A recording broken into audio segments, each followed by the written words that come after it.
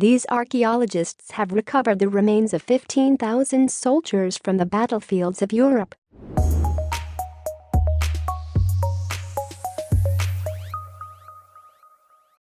Hit the subscription button and ring the notification bell. This way you'll be the first to learn about the updates that appears on Inspiring Stories several times a day. It's the summer of 2018, and a team of volunteer archaeologists walk through the dense and isolated woods of Courland, a region in the west of the Baltic Republic of Latvia.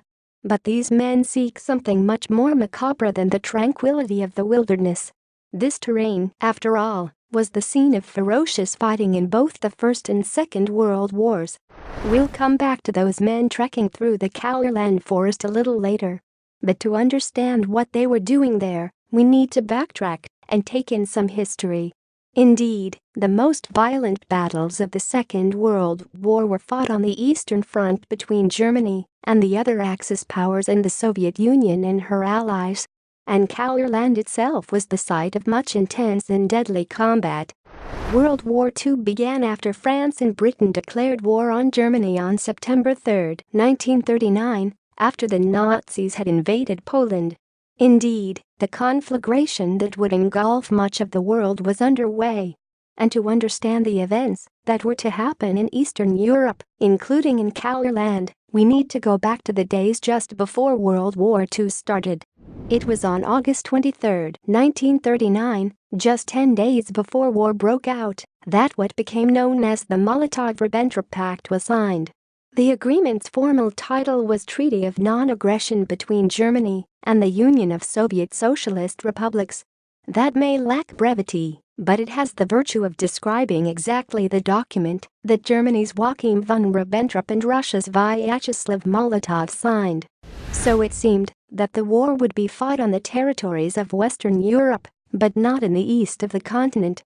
The Nazis and the Communists now divvied up much of Eastern Europe between themselves, without a shot being fired. Latvia and the other two Baltic countries, Estonia and Lithuania, went to the Russians. The Soviets duly occupied Latvia in June 1940 and installed a puppet government. But Germany and Russia's peaceful coexistence didn't last long, because on June 22, 1941, Hitler launched Operation Barbarossa. This was nothing less than the Nazi invasion of the Soviet Union and the lands the Molotov-Ribbentrop Pact had given to the Russians. The non-aggression treaty was no longer worth the paper it was written on. And for the Latvians, this meant that their Soviet occupiers were now replaced by Germans. At first, the Axis forces pushed the Russians back, and by the end of 1941 were at the gates of Moscow. As for Latvia, the German army bulldozed through the country and had completed its occupation by July 1941. But their advance on Moscow was halted, and now the Soviets began the long and bloody process of pushing the Nazis back. Massive battles were fought on Soviet territory and in other Eastern European countries until 1945, when the Russians entered Germany. But one German force, in Latvia's Courland, became isolated from the rest of the German army. Indeed, a large force of Nazi soldiers was trapped on the Courland Peninsula, with the Baltic Sea at their rear and the Soviets at their front. In October 1944, some 200,000 troops, including 20,000 men of the Latvian 19th Division of the Waffen-SS, were trapped in what became known as the Courland Pocket. This was a broad peninsula of land to the west of Latvia's capital, Riga. The territory overlooked the Gulf of Riga to the east and the Baltic Sea to the west. The scene was now set for some of the most pitiless and brutal fighting of the Second World War. The Germans and the Latvian SS soldiers had no route of escape, since to their south the Russians had advanced all the way to the Baltic, cutting off the land route to northern Germany. However, an evacuation by sea could have been achieved, but for one thing, Hitler's obduracy. The Nazi leader's senior military advisors, including Chief of the General Staff Heinz Guderian, urged Hitler to rescue the Nazi soldiers with a seaborne evacuation. The troops could then have been used to good purpose in defending Germany from Russia's onslaught through Central Europe. But Hitler ordered the beleaguered troops to hold out. Indeed, even in late 1944, he still believed that Germany could pull victory from the jaws of defeat. And he believed that a key element of German success would be the U-boat. And since there were various submarine bases along the Baltic coast, he considered it essential that the Courland pocket should be held to defend them. The Soviets, of course, could not allow this German force to remain where it was, even though it did not stand in the way of their main thrust into Germany. The Russians launched no fewer than 6 major assaults to take the territory, but never managed to defeat the Germans despite determined and ruthless attacks. Eventually, on May 8, 1945, after the soldiers in the Courland pocket had held out for over 6 months, Nazi Germany capitulated to the Allies.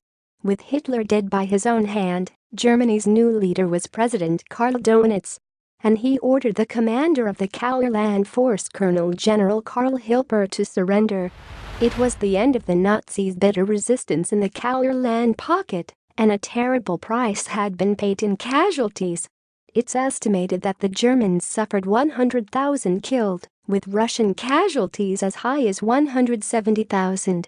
Meanwhile, many of those dead from both sides never had a proper burial, and their broken bodies lay where they died in the mud of the Courland forest floor. And that brings us back to those men tramping through the Courland landscape in summer 2018. They were searching for the unclaimed bodies of the thousands of Germans, Russians, and Latvians who had lost their lives in the fighting of 1944 and 1945. The men work with the Legenda NGO, a group dedicated to laying to rest the fallen of World War II and World War I in the Courland pocket and elsewhere. Legenda was founded in 1999 as a group of volunteer military archaeologists. They search for the lost bodies of men who fell in both of the 20th century's world wars.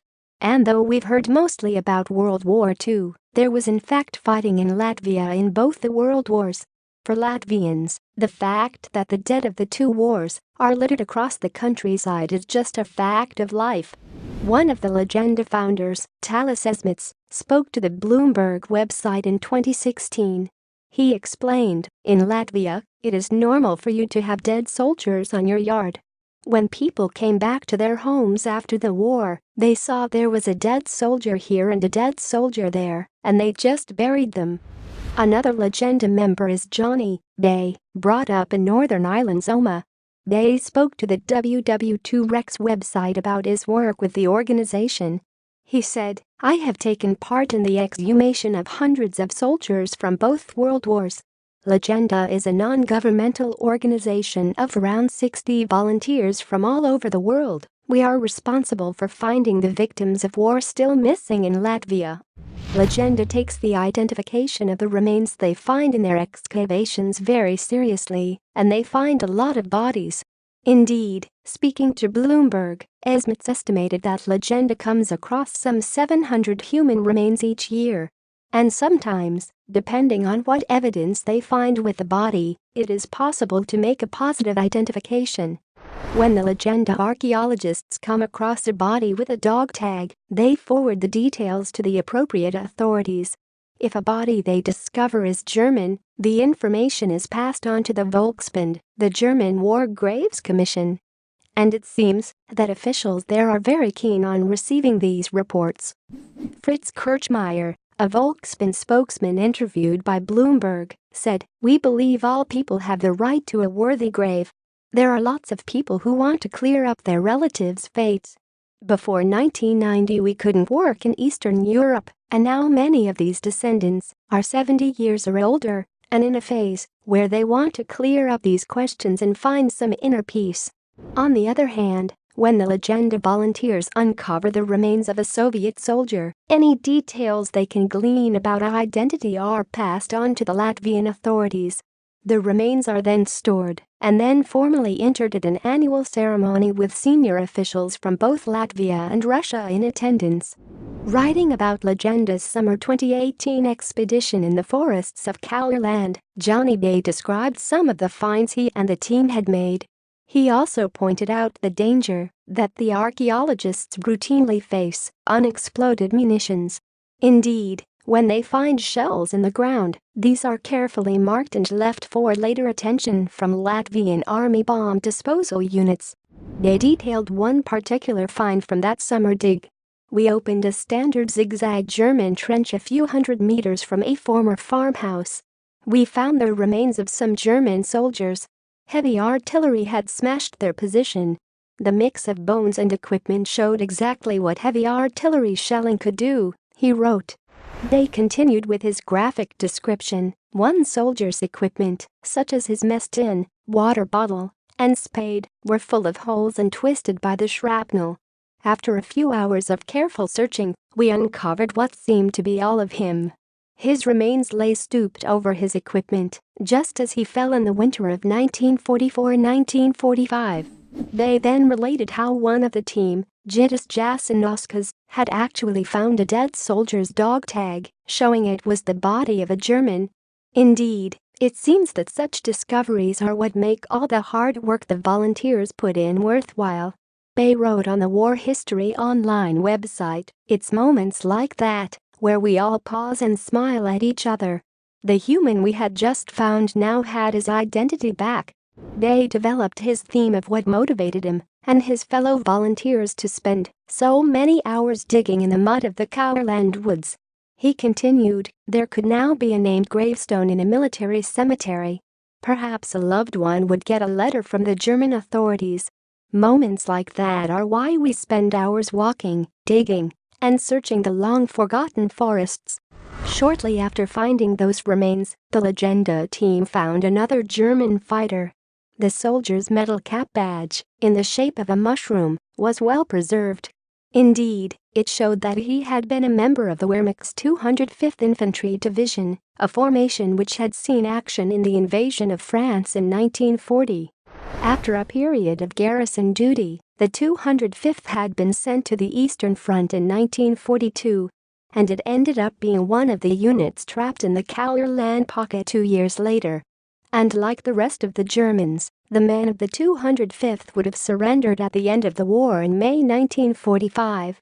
But that came too late for the soldier that Bay and his colleagues had found. Then, not far from where the Legenda team found those Germans, they came across a well by a farmhouse. Several Russian soldiers lay at its bottom, but it was impossible to say how they'd come to be there. As Bay wrote on the War History Online website, maybe they were thrown down after the battle, or maybe they were killed there, we will never know. Meanwhile, the men they found will be buried in the local military graveyard. They also described another Latvian excavation he'd been involved in, this time of a scene from the First World War. I will never forget one cold morning when we opened a trench line from World War I outside Riga. The soldiers that lay there were a mix of Latvian riflemen and standard Tsarist soldiers who had fought there in 1917. The ground was pale sand, dry and cold. During World War I, the entire population of Courland had been evacuated with some 500,000 souls heading east to escape the Germans. And the Russian army responded by destroying crops and razing buildings to deny the Germans supplies and shelter. Truly, Courland is a region that saw more than its fair share of destruction and death during the 20th century. Day continued with his description of finding those World War I troops. He wrote in War History Online, "We began to find soldiers lying where they fell. Some of the uncovered bodies were still partially clad in their uniforms, while a few others were still wearing amazingly well-preserved leather boots. Others had small bottles of chemicals and rags on them which could be used as primitive gas masks." Meanwhile, Bay recalled one especially poignant discovery. He wrote, "As I was brushing the sand away from one soldier, I noticed a pocket watch poking out. It was exposed to the light for the first time in almost 100 years. I opened it and observed the time when it had stopped ticking. Moments like that I will never forget." They also described the discovery of a downed Russian World War II plane. Legenda's mission on that dig was to confirm the identity of the plane and to find and retrieve any remains they could. The plane was a Petljaco P-2, a light bomber that fulfilled a variety of roles including ground attack, heavy fighter and reconnaissance. More than 11,000 of these planes were built by the Soviets during World War II. It flew with a three-man crew: pilot, gunner and navigator. And in the fighting around the Baltic, the Peteljako planes often faced German JG-54 Grunhers fighters. One Soviet unit alone lost 86 of its planes during the fighting over the Baltic territories. This particular Peteljako had apparently been brought down by a German fighter plane and had crash-landed in a thickly wooded area. It seems that one of the crew had managed to parachute from the stricken aircraft, but the other two men remained trapped in the plane as it plummeted to the ground and both had died. "I was knee-deep in wet mud and bent double," Bay recalled on the War History Online website. "With my hands buried in the mud, I found one of the crew members' sidearms. It was a pistol that had been ripped apart and bent during the crash. Even all those years later, I could still see evidence of the destructive force of the plane hitting the ground." They described the feeling of melancholy that almost overwhelmed him after that particular dig when they'd found the remains of the airmen. As he wrote, "The experience truly horrified and saddened me. Yet the sadness is counterbalanced," Bay wrote, "by positive feelings." He continued, "I truly believe that finding these men and women, regardless of who they fought for, is a noble thing to do." We hope you enjoyed the video. Please let us know which one of these stories you found the most interesting. And if you like the video, click on the subscription button and turn on notification so you will be the first to know when we put out a new video. We thank you for watching, and we hope to see you next time.